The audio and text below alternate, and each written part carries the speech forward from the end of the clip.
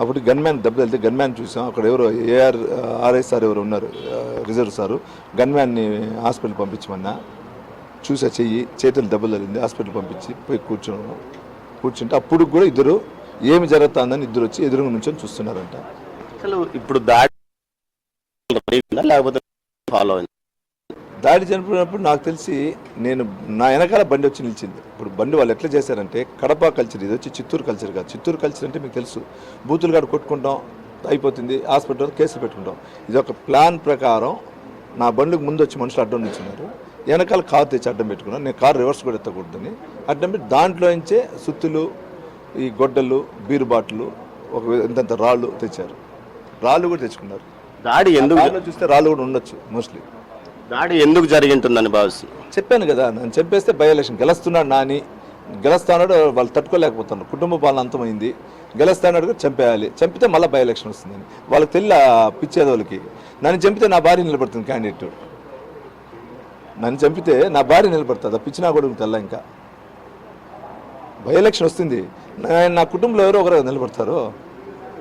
కిరాయి రౌడీలు పాల్గొన్నారు వైసీపీ నాయకులు దీంట్లో. చెప్పాను కదా, వైసీపీ నాయకులు ఒక 70-80% ఉంటే బయట కిరాయి కొందరు ఉన్నారు, కొత్తగా ఉన్నారు కొందరు. నాకు దాంట్లో ఎక్కువ వాళ్ళు కులాల మధ్య చిచ్చు పెట్టేదానికే వేరే వేరే తేవటం జరిగింది. వాళ్ళు ఏమన్నా మత్తులో ఉన్నారా, మామూలుగా ఉన్నారు? చెప్పాను కదా, సంఘటన జరగక ముందు 1 అవర్ ముందు విక్టరీ బార్లో 100 మంది డ్రింక్ చేశారు. విక్టరీ బార్ విజిల్స్ తీసుకుంటే కూడా వస్తుంది, 100 మంది అక్కడే కూర్చొని డ్రింక్ చేశారు. ఈ ఘటన కూచువారిపల్లి అంటారా? కూచివారిపల్లి సంఘటనకి దీనికి సంబంధం లేదండి, అది డిఫరెంట్.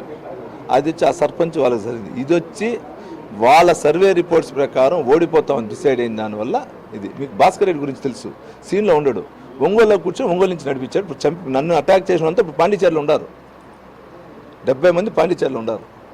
ఏ హోటల్ ఉండేది కూడా ఇంకో 10 నిమిషాలు తెలుస్తుంది, పాండిచేరిలో ఉండారు. వాళ్ళకంతా పైన గూగుల్ పేలు, ఫోన్పేలు పోయింది మొత్తం. నిన్న ఘటన జరిగి టీడీపీ కార్యకర్తలు తర్వాత వారి మీద కేసులు నమోదు కూడా జరిగాయి. అయితే మీ మీద జరిగిన దాడికి ఎప్పుడు కేసు నమోదు? ఇది కరెక్ట్గా అడిగారండి.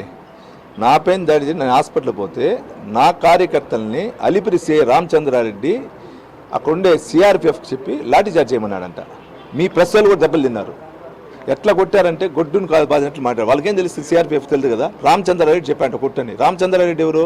చెవిరెడ్డి బంధు, తుమ్మలగుంట్లో ఉండేది. వాళ్ళ వైఫ్ వచ్చి డోర్ టు డోర్ క్యాన్వాస్ పోయింది.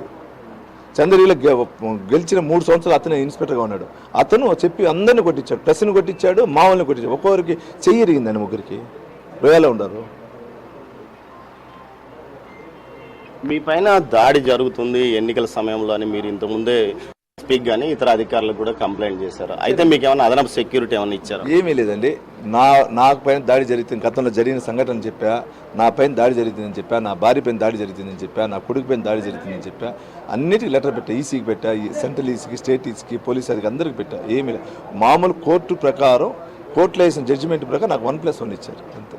వాళ్ళు కూడా ఏం చేయగలుగుతారు? 1+1 అంటే ఒక్క దగ్గర వెపన్ ఉంటుంది, రివాల్వర్, ఏం చేయగలుగుతారు? ఎంతమంది మీద మీరు కేసు పెట్టారు? తెలీదండి నాకు. నాకు తెలిసి 2 ప్లస్ అనదర్, 2 ప్లస్ అదర్స్ అని పెట్టారు. అంటే వీళ్ళలో ఈ చెవిరెడ్డి భాస్కర్ రెడ్డి కానీ మోహిత్ రెడ్డి పేర్లు ఏమైనా మీరు పెట్టారా? ఉన్నాయి కదా, వాళ్ళే కదా కర్మ, కర్త, క్రియ అంతా వాళ్ళే కదా. వాళ్ళు కాకుండా ఇంకెవరు పెడతారు? వాళ్ళు చెప్తేనే కదా జరిగేది, వాళ్ళు చెప్పకుండా జరగదు కదా, అందువల్ల వాళ్ళే ఉంటారు కదా. మీ నాయకుడు మీతో మాట్లాడారు, చంద్రబాబు కానీ లోకేష్? అందరూ, మా పెద్ద అమ్మగారు మాట్లాడారు, మా చిన్నాయన గారు మాట్లాడారు, పెద్ద ఆయన మాట్లాడారు, అందరూ ఫ్యామిలీ మాట్లాడారు. నాతో, నా భార్యతో, కొడుకుతో అందరూ మాట్లాడారు. మీరు ఈ విషయం గురించి వాళ్ళు నాకు చాలా అండగా ఉన్నారు. అది ఎప్పుడు నేను చెప్పాను కదా, ఎవరికైనా భయపడితే వాళ్ళకే భయపడతాను. మా అమ్మ నాన్న తర్వాత నాకు అంత ఇది. ఈ విషయం మీ లీగల్ టీం ఏమైనా ఎన్నికల కమిషన్కి ఫిర్యాదు చేస్తాను. వాళ్ళ లీగల్ టీం వచ్చింది, నేను ఈరోజు కదా హాస్పిటల్ వచ్చింది, మా మిస్సెస్ లీగల్ టీం చూస్తుందండి, నేను పట్టించుకోలే. జస్ట్ ఇప్పుడు ఎలా ఉంది మీ ఆరోగ్యం? అదే కాళ్ళు ఎక్కువ పెయిన్ ఉంది. ఇది ఈ టిష్యూస్ మొత్తం డ్యామేజ్ అయిందంట. ఒక 3 వీక్స్, అంటే ఇది క్రాక్ కాలేదు కానీ ఈ లోపల ఉన్న సన్న టిష్యూస్ ఉంది కదా, అది డ్యామేజ్ అయిందంట, సుత్తి పడింది కదా, ఆ పడిన దానివల్ల ఇదైందనమాట.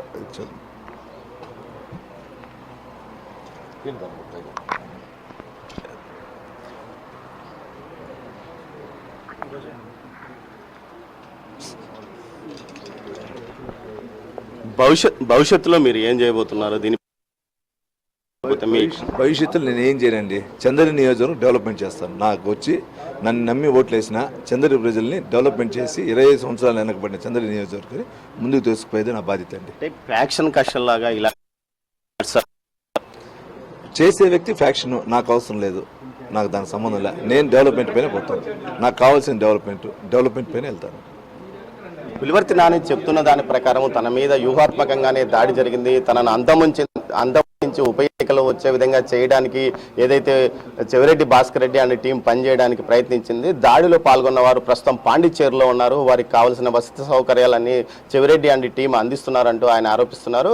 దీనికి సంబంధించిన ఆధారాలు కూడా త్వరలో బయట పెడతాం, దానికి సంబంధించిన ఏదైతే ఫోన్ నెంబర్స్ ద్వారా కాల్ డేటా మొత్తం దీని వెనుక ఎవరున్నారో వారి మీద పోరాటం చేస్తామని చెప్తున్నారు. దీనికి తన పార్టీ నాయకులు అధినాయకుడు అండగా ఉండాలని కూడా వీరు అంటున్నారు. ఇది ఇక్కడి తాజా పరిస్థితి.